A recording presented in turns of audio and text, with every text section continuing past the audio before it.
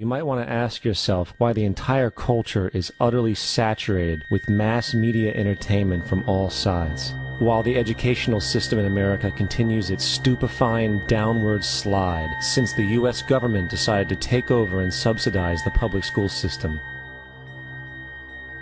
What your government pays for, it gets. When we understand that, then we look at government-financed institutions of education and see the kind of students and the kind of education that's being turned out by these government-financed schools. Logic will tell you that if what is being turned out in those schools was not in accord with what the state and the federal government wanted, then it would change it. The bottom line is that the government is getting what they have ordered. They do not want your children to be educated. They do not want you to think too much. That is why our country and our world has become so proliferated with entertainments, mass media, television shows, amusement parks, drugs, alcohol, and every kind of entertainment to keep the human mind entertained, so that you don't get in the way of important people by doing too much thinking. You had better wake up and understand that there are people who are guiding your life and you don't even know it. We're in a lot of trouble because you people and 62 million other Americans are listening to me right now, because less than 3% of you people read books, because less than 15% of you read newspapers, because the only truth you know is what you get over this tube. Right now, there is an entire generation that never knew anything that didn't come out of this tube. This tube is the gospel, the ultimate revelation. This tube can make or break presidents, popes, prime ministers. This tube is the most awesome goddamn force in the whole godless world. And woe is us if it ever falls into the hands of the wrong people. And when the largest company in the world controls the most awesome goddamn propaganda force in the whole godless world, who knows what shit will be peddled for truth on this network. So you listen to me. Listen to me. Television is not the truth. Television is a goddamn amusement park. Television is a circus, a carnival, a traveling troupe of acrobats, storytellers, dancers, singers, jugglers, sideshow freaks, lion tamers, and football players. We're in the boredom-killing business. But you people sit there day after day, night after night, all ages, colors, creeds. We're all you know. You're beginning to believe the illusions we're spinning here. You're beginning to think that the tube is reality and that your own lives are unreal. You do whatever the tube tells you. You dress like the tube. You eat like the tube. You raise your children like the tube. You even think like the tube. This is mass madness, you maniacs. In God's name, you people are the real thing. We are the illusion. The last thing the men behind the curtain want is a conscious, informed public capable of critical thinking, which is why a continually fraudulent zeitgeist is output via religion, the mass media, and the educational system. They seek to keep you in a distracted, naive bubble, and they are doing a damn good job of it. In 2005, an arrangement between Canada, Mexico, and the United States was made. This arrangement, unannounced to the public, unregulated by Congress, merges the United States, Mexico, and Canada into one entity, erasing all borders. It's called the North American Union, and you might want to ask yourself why you've never heard of this.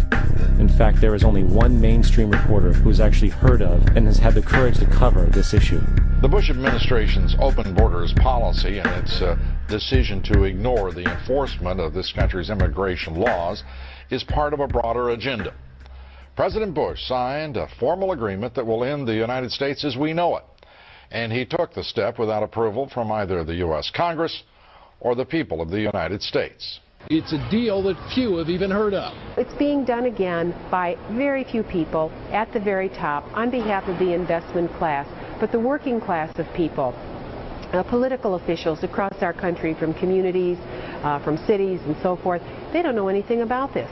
This isn't some trade agreement. It is a total removal of sovereignty from these countries, which will also result in a completely new currency called the Amero. Fall.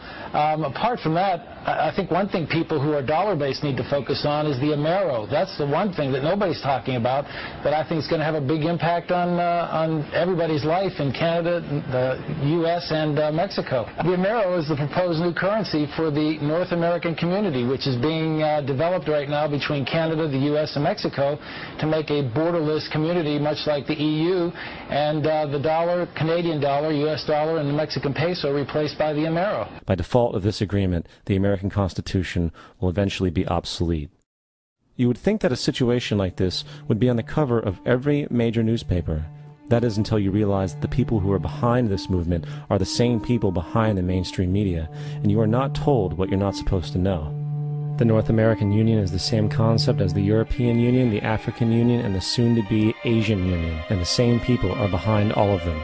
And, when the time is right, the North American Union, the European Union, the African Union, and the Asian Union will be merged together, forming the final stages of a plan these men have been working on for over 60 years. A one-world government.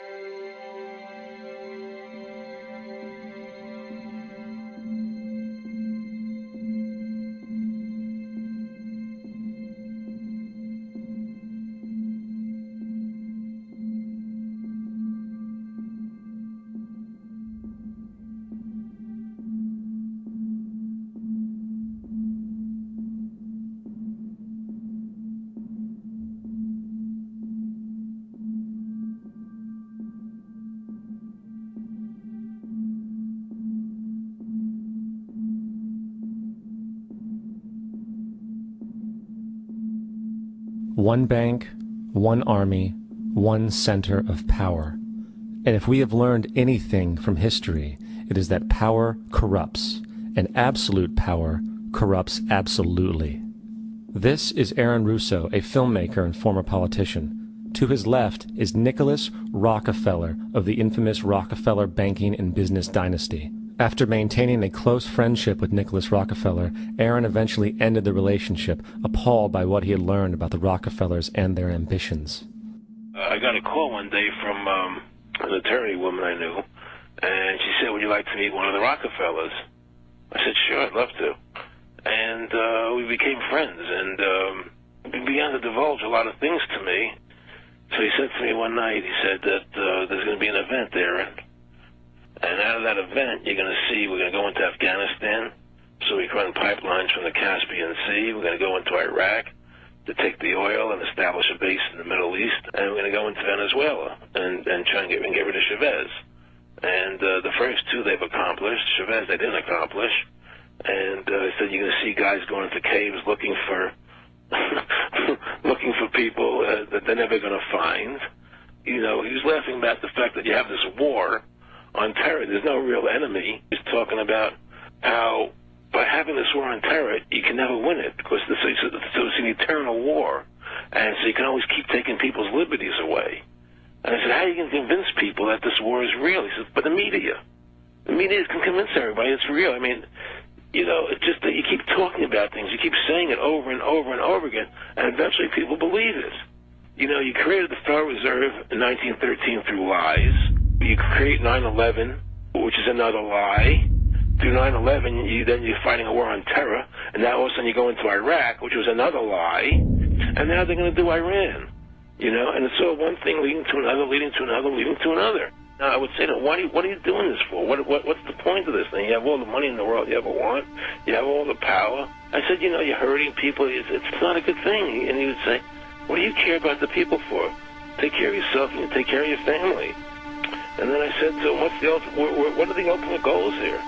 He said, the ultimate goal is to get everybody in this world chipped with the RFID chip and have all money be on those chips and everything on those chips. And if anybody wants to protest what we do or violate what we want, we just turn off their chip.